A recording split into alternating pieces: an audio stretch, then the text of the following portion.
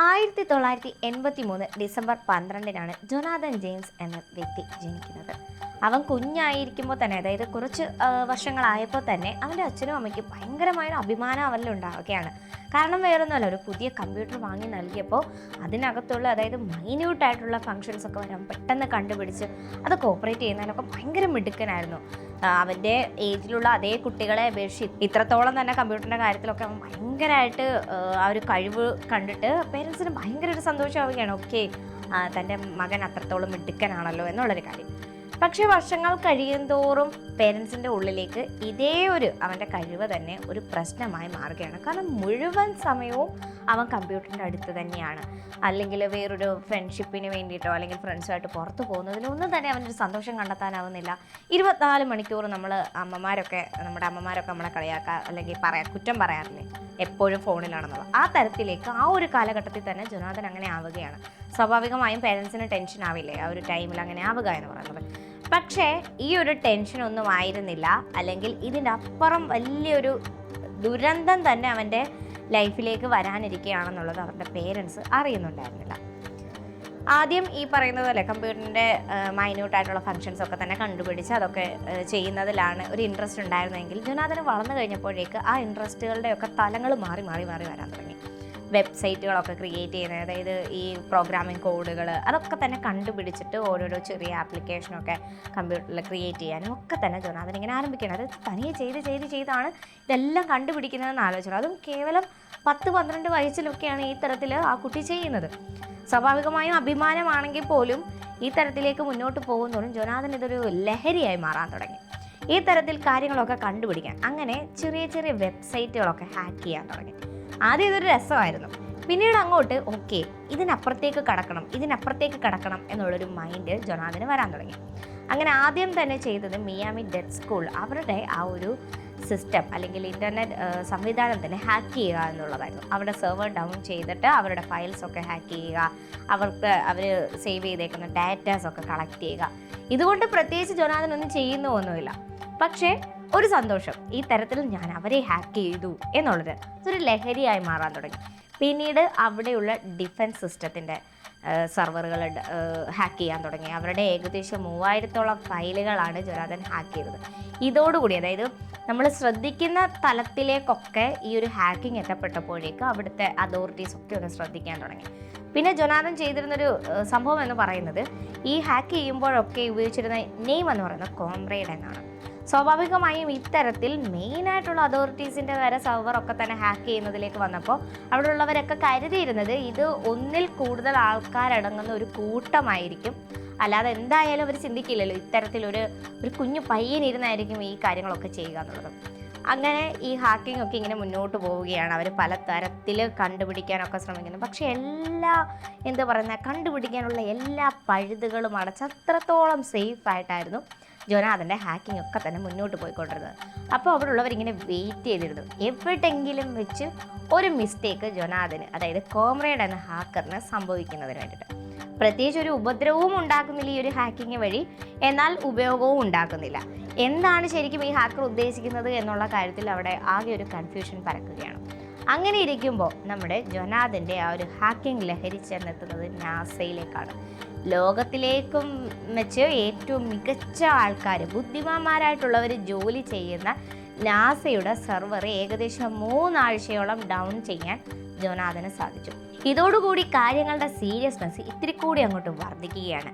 NASA കഴിയുന്നു, പിന്നീട് അതിന് മുകളിലേക്ക് ഭൂമി വിട്ട് നേരെ സ്പേസിലേക്ക് ഇൻ്റർനാഷണൽ സ്പേസ് സ്റ്റേഷൻ്റെ സെർവർ വരെ ഹാക്ക് ചെയ്യാൻ വേണ്ടിയിട്ട് ജോനാഥന് സാധിക്കുകയാണ്.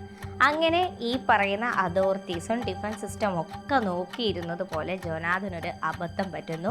ആ അബദ്ധം വഴി ഈ ഹാക്കർ എവിടെയാണെന്നും അതിൻ്റെ ലൊക്കേഷനുകളൊക്കെ തന്നെ അവിടുത്തെ ഈ പറയുന്ന പോലീസ് അതോറിറ്റിക്കൊക്കെ തന്നെ ലഭിക്കുകയാണ്. അങ്ങനെ ജനുവരി 26, 2000 കിട്ടിയ ലൊക്കേഷൻ അറിഞ്ഞുകൊണ്ട് തന്നെ ഒരുപാടധികം പോലീസ് ഒരു ഗ്യാങ് ആയിട്ടാണ് പോകുന്നത്. കാരണം ഇവരുടെ കണ്ണിൽ ഇത്രയധികം വലിയൊരു ഹാക്കിംഗ് ഒക്കെ നടത്തണം എന്നുണ്ടെങ്കിൽ സ്വാഭാവികമായിട്ടും ഒരു കൂട്ടം ആൾക്കാരായിരിക്കുമല്ലോ. അങ്ങനെ ഒരു കൂട്ടം ആൾക്കാരെ പിടികൂടാൻ തന്നെ ഒരുപാട് ഗ്യാങ് ആയിട്ട് ഈ ഒരു ലൊക്കേഷൻ ഇവർ ചെല്ലുന്നു. ആ ഒരു സ്ഥലത്തേക്ക് കയറി ചെന്ന് ജോനാഥൻ്റെ ഒരു സിസ്റ്റം ഉൾപ്പെടെ ജോനാഥനെ കണ്ടു കിട്ടുമ്പോൾ എല്ലാവരും തന്നെ അതിശയിച്ചു. ഇത്രയും നാള് ഞങ്ങളെ വലച്ചുകൊണ്ടിരുന്നത് കേവലം ഒരു 15 വയസ്സുകാരനായിരുന്നു എന്നുള്ളത് എല്ലാവരെയും തന്നെ ഞെട്ടിക്കുമല്ലോ സ്വാഭാവികമായിട്ടും. അങ്ങനെ എല്ലാ തെളിവുകളോടും കൂടി, അതായത് എല്ലാം മാച്ച് ചെയ്യുന്നുണ്ടായിരുന്നു. ജൊനാഥൻ്റെ ആ ഒരു സ്ഥലം കിട്ടിയപ്പോഴും ജൊനാഥനാണെന്ന് അപ്പോഴേക്ക് എല്ലാ തരത്തിലും, അതായത് പിന്നെ പ്രായപൂർത്തിയായിട്ടുമില്ല. അവരൊരു ശിക്ഷ നൽകണം എന്നുണ്ടെങ്കിൽ അതും ഒരു ഫാക്ടറാണല്ലോ, പ്രായപൂർത്തിയാവുക എന്നുള്ളത്. അങ്ങനെ ജൊനാഥന് ശിക്ഷയെ നൽകിയത് ഏകദേശം 7 മാസത്തോളം വീട്ടു തടങ്കൽ തന്നെ. പക്ഷേ ഒരു സിസ്റ്റവും ഉപയോഗിക്കാനാവില്ല. കമ്പ്യൂട്ടർ ആക്സസ് ഇല്ല, ഫോണിൻ്റെ ആക്സസ് ഇല്ല, ഒന്നുമില്ലാതെ അവൻ 7 മാസം വീട്ടു തടങ്കലിൽ.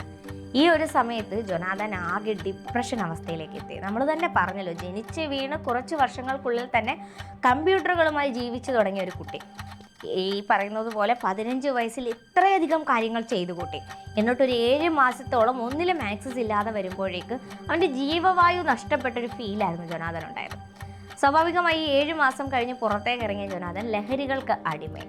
അങ്ങനെ ലഹരി ഉപയോഗമായപ്പോഴേക്ക് ഇത്തരത്തിൽ വീണ്ടും ഡി അഡിക്ഷൻ സെൻറ്ററിലേക്ക് 6 മാസത്തോളം ജൊനാഥനെ മാറ്റുന്നു. പിന്നീട് അവിടെ നിന്ന് പുറത്തിറങ്ങിയ ജൊനാഥന് ഏറ്റവും വലിയ പ്രശ്നങ്ങൾ പിന്നീടാണ് നേരിടാനുണ്ടായിരുന്നത് എന്ന് തന്നെ പറയാം. കാരണം വേറൊന്നുമല്ല, അവിടെ ഏതെങ്കിലും തരത്തിൽ ഹാക്കിംഗ് ചെയ്തിട്ടോ അല്ലെങ്കിൽ ആ തരത്തിൽ ഏതെങ്കിലും ഒരു റോബറി അറ്റംപ്റ്റ് ഒക്കെ നടന്നു കഴിഞ്ഞാൽ ആദ്യം തന്നെ ജൊനാഥനെ പോലീസ് കസ്റ്റഡിയിലെടുത്ത് ക്വസ്റ്റ്യൻ ചെയ്യും. കൂടാതെ ഈ തരത്തിൽ മോശമൊരു പ്രവൃത്തി ചെയ്ത ഒരു വ്യക്തി എന്നുള്ള തരത്തിലായിരുന്നു സമൂഹത്തിൻ്റെയും ട്രീറ്റ്മെൻറ്റ് ജൊനാഥനോടുള്ളത്. സ്വാഭാവികമായും ഫ്രണ്ട്സ്, അതായത് ആകെ ഒരു ബെസ്റ്റ് ഫ്രണ്ടാണ് ഉണ്ടായിരുന്നത്, ആ ബെസ്റ്റ് ഫ്രണ്ടിൻ്റെ ഗേൾ ഫ്രണ്ട്, അങ്ങനെ ജൊനാഥനെ ചുറ്റിപ്പറ്റി ഉണ്ടായിരുന്ന 2 പേരാണെങ്കിൽ പോലും ആ 2 പേര് പോലും ഈ തരത്തിൽ ജൊനാഥൻ പഴയ കാലത്ത് ചെയ്തു പോയ പ്രവൃത്തിയുടെ പേരിൽ സ്ട്രഗിൾ ചെയ്യാൻ തുടങ്ങുകയാണ്. ജൊനാഥനെ സംബന്ധിച്ചിടത്തോളം ഭയങ്കര ഫ്രസ്ട്രേഷൻ കൊടുക്കുന്ന കുറച്ച് കാര്യങ്ങളായിരുന്നു. അങ്ങനെ 1 നോക്കി 2 നോക്കി, അതായത് മാക്സിമം എല്ലാവരോടും തൻ്റെ ആ ഒരു അവസ്ഥയെ പറ്റി പറയാൻ, അതായത് കേവലം 15 വയസ്സുള്ളപ്പോൾ ചെയ്തു പോയ ഒരു തെറ്റിൻ്റെ പേരിൽ ക്രൂശിക്കുന്നതിനൊരു ലിമിറ്റ് ഉണ്ട് എന്നുള്ളത് എത്രത്തോളം ഒരാൾക്ക് പറഞ്ഞു നിൽക്കാൻ പറ്റും. അങ്ങനെ അവസാനം മെയ് 18, 2008 സ്വന്തം വാഷ്റൂമിൽ ഒരു ഗൺ ഷോട്ടിൻ്റെ സഹായത്തോടു കൂടി ജൊനാഥൻ തൻ്റെ ജീവിതം തന്നെ അവസാനിപ്പിച്ചു. ആ ലെറ്ററിൽ ഉണ്ടായിരുന്നതും ഇതേ കാര്യം തന്നെയാണ്. ശരിയാണ്, തെറ്റുപറ്റിപ്പോയി, പക്ഷെ തിരുത്താനുള്ളൊരവസരം ഈ സമൂഹമോ ഇവിടുത്തെ അതോറിറ്റിയോ എനിക്ക് തന്നില്ല. ഈ തരത്തിൽ ജീവിക്കാനോ അല്ലെങ്കിൽ ഇനിയും സ്ട്രഗിൾ ചെയ്ത് ജീവിക്കാനോ എനിക്ക് വയ്യ. എനിക്ക് രക്ഷപ്പെടാനുള്ള ഏക മാർഗം ഈ മരണമാണ്, അത് ഞാൻ തിരഞ്ഞെടുക്കുന്നു എന്ന് പറഞ്ഞുകൊണ്ടാണ് ജൊനാഥൻ തൻ്റെ ജീവിതം അവസാനിപ്പിച്ചത്. ജൊനാഥൻ്റെ അച്ഛൻ പോലും പറയുന്നത് ആ ഒരു ഇൻസിഡൻറ്റിന് ശേഷം ഇത്തരത്തിലുള്ള സമൂഹത്തിൻ്റെ ഒരു ഇടപെടലും അല്ലെങ്കിൽ അവരുടെ ഒരു നിലപാടും ജൊനാഥനോടുള്ള സമീപനവും, പിന്നെ റിലേറ്റീവ്സ് ആകട്ടെ ഫ്രണ്ട്സ് ആകട്ടെ, അധികം ഫ്രണ്ട്സില്ല, ആകെയുള്ള ഫ്രണ്ട്സിന് പോലും ഈ തരത്തിൽ ഹാക്കിങ്ങുമായിട്ട് ബന്ധപ്പെട്ടൊരു കേസ് വന്നു കഴിഞ്ഞാൽ ജൊനാഥനെ കസ്റ്റഡിയിലെടുത്ത് ക്വസ്റ്റ്യൻ ചെയ്യുന്നത് പോലെ ഇവരെയും പോലീസ് സ്റ്റേഷനിലേക്ക് വിളിപ്പിക്കുക തുടങ്ങിയ പ്രശ്നങ്ങൾ വന്നപ്പോഴേക്ക് ആകെ ഒരു ഡിപ്രഷൻ അവസ്ഥയിലായിരുന്നു ജൊനാഥൻ. അങ്ങനെയാണ് അവസാനം എല്ലാ പ്രശ്നങ്ങളിൽ നിന്നും രക്ഷ നേടുന്നതിന് വേണ്ടി ഒരു ഗണ്ണിൻ്റെ സഹായത്തോടെ ജീവൻ തന്നെ ജൊനാഥൻ വെടിഞ്ഞത്. ഈ ഒരു കാര്യത്തിൽ ആരെ കുറ്റം പറയണം അല്ലെങ്കിൽ ആരെയാണ് സപ്പോർട്ട് ചെയ്യുക എന്നൊന്നും അറിയില്ല. പക്ഷെ കേട്ടിടത്തോളം തെറ്റുകൾ പറ്റുന്നത് മനുഷ്യ സഹജവും മറക്കുക അല്ലെങ്കിൽ പൊറുക്കുക എന്നത് ദൈവികവുമാണെന്ന് കേട്ടിട്ടുണ്ട്. അത് മാത്രമേ ഇപ്പോൾ എൻ്റെ മനസ്സിലേക്ക് കടന്നു വരുന്നുള്ളൂ.